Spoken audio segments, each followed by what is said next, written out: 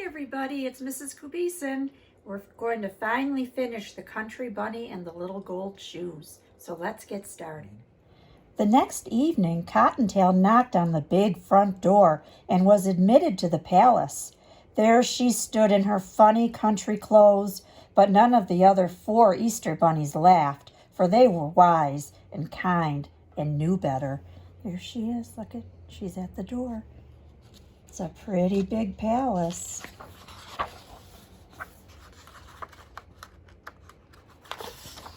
They showed her all over the palace, from room to room, all piled high with eggs of gold and silver and eggs that glittered like snow, chocolate eggs, marshmallow eggs, eggs for rich children and eggs for poor children, for children who were sick and children who were well, all over the world.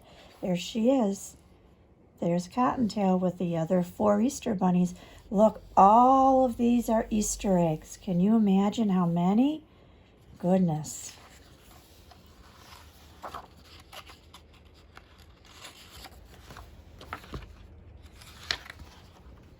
Then as soon as it was dark enough for the children to be asleep all over the world, the old, wise, kind grandfather gave the word, and the 5 bunnies set to work as fast as they could.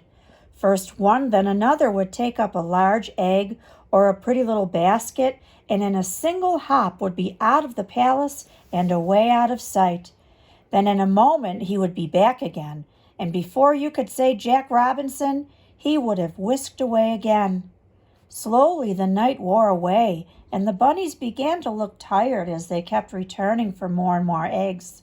And in the palace the glittering piles grew smaller and smaller.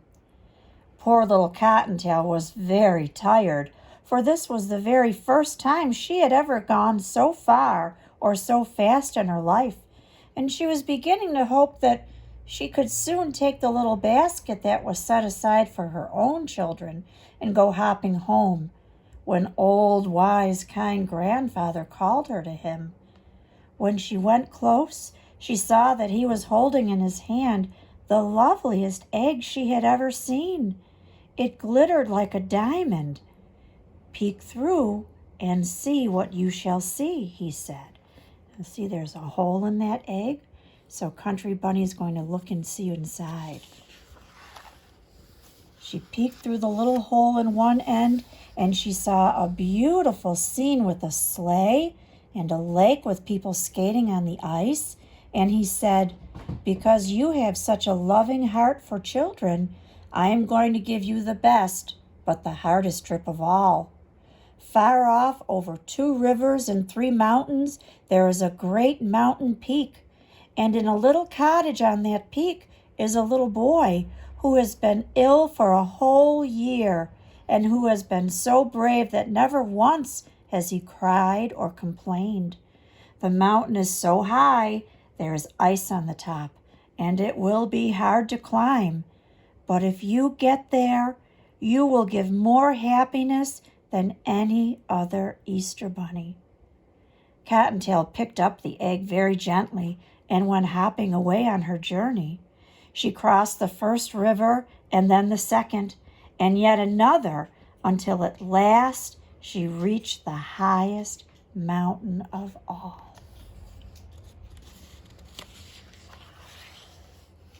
She was very tired when at last she got to the bottom of the great peak, and her heart failed her when she saw how high it was and how slippery with the ice and snow on top.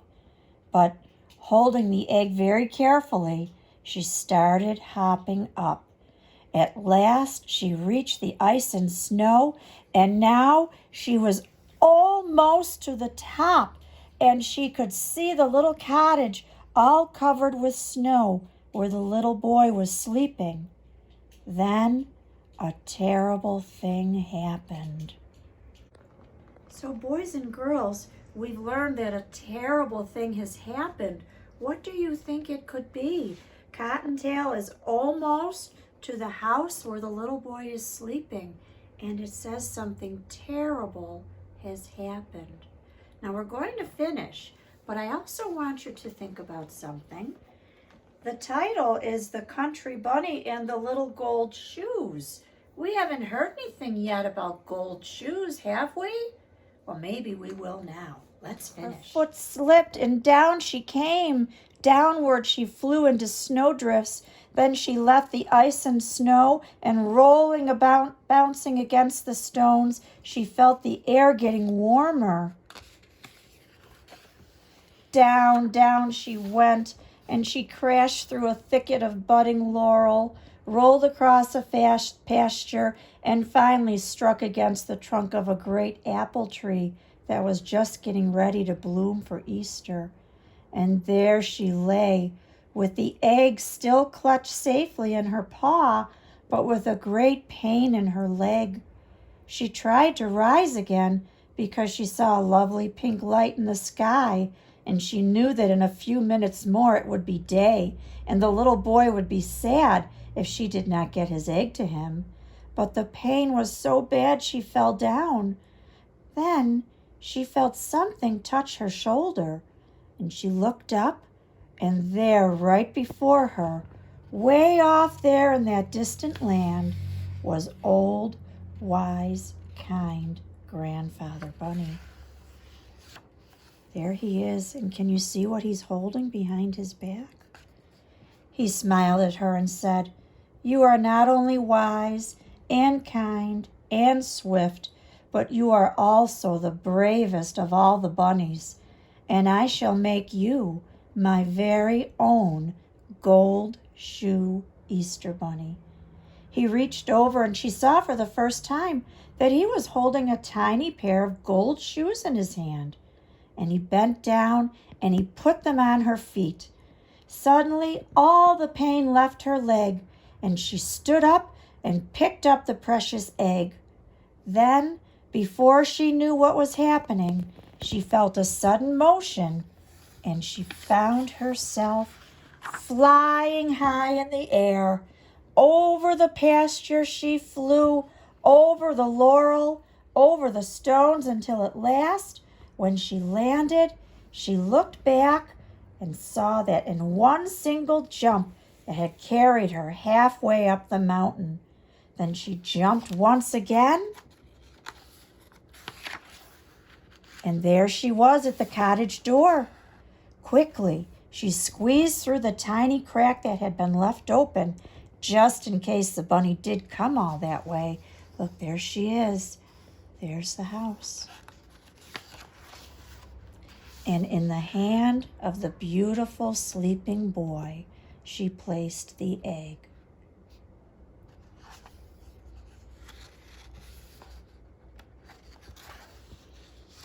Then, just as the Easter morning sun rose over the edge of the world, she jumped quickly back to the palace, where she found her little basket for her own little bunnies, and went hopping back home to give them a happy Easter. Mother Cottontail found that the garden was tended, and sure enough, just as she had said, everything was in order. The floors were swept, and there were 2 lovely new pictures painted and hanging on the wall. The dishes were washed and shown in the cupboard. The clothes were washed and mended and nicely hung away. And her 21 children were all sound asleep in their little beds. And the little house of Mother Cottontail can always be told now from the homes of all other bunnies, because in a special place on the wall, on a very special hook, hi baby girl, hangs a pair of very tiny little gold shoes. Boys and girls, I hope you enjoyed our story, The Country Bunny and the Little Gold Shoes. It's one of my favorites of all time. And I'm going to ask you to do something for me.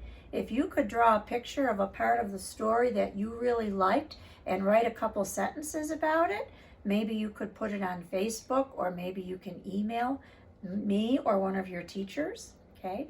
I hope you enjoyed it, everybody. Bye for now.